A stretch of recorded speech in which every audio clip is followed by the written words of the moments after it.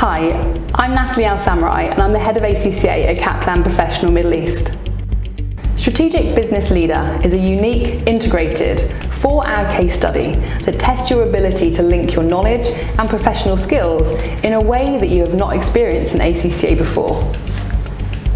The exam focuses on very practical application of knowledge, and you must attempt a series of requirements where you will be assigned a role like an auditor or consultant and asked to form your answers around a 12 to 16 page case study. There are 80 technical and 20 professional marks available, and therefore success at this level involves good exam technique. Here are the top 3 tips to tap into our experience for SBL.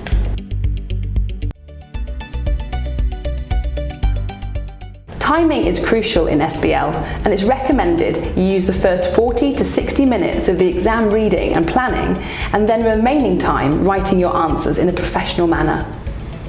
In your planning time, you should first read the introduction and requirements, noting down the key features such as your role, verbs, formats, and what the question requires, so that when you start to read all the exhibits, you will know what to look for. You can then update your plan accordingly as you read. The key in SBL is that you only have time to read the information once, so it's critical that you make your reading and planning time count. Depending on your planning time, you should allocate 2.5 minutes per technical mark and then move on.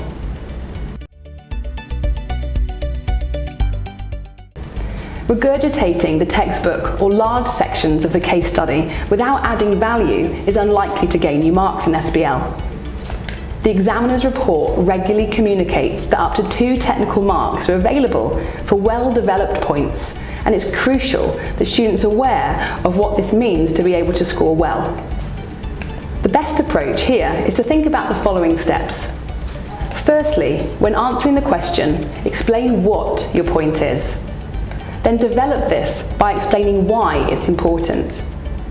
Finally, conclude your point by communicating the implication to the business. Students often do well with the first 2 steps, but then limit their marks by not explaining the implication. When you are trying to develop this skill, think what you do in a meeting at work.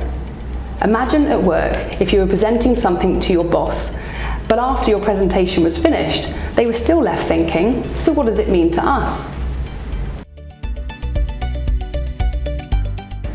In your plan, it's vital to identify who your recipient is and also the format that your answer must be presented in.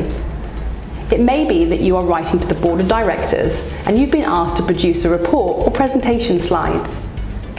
Critically, you should make sure you practice this in a CBE environment before the exam day. Your answer must be professional in tone and layout, so perhaps think about splitting your answer with subheadings and leaving gaps between your points to help with this. This strategy will also maximize your credit from the examiner and stop them from losing focus with big blocks of text. The 5 professional skills underpinning SBL must also be considered when writing your answer, and will all be tested within the course of your exam. With these tips in mind, I wish you the very best of luck with your upcoming SBL exam.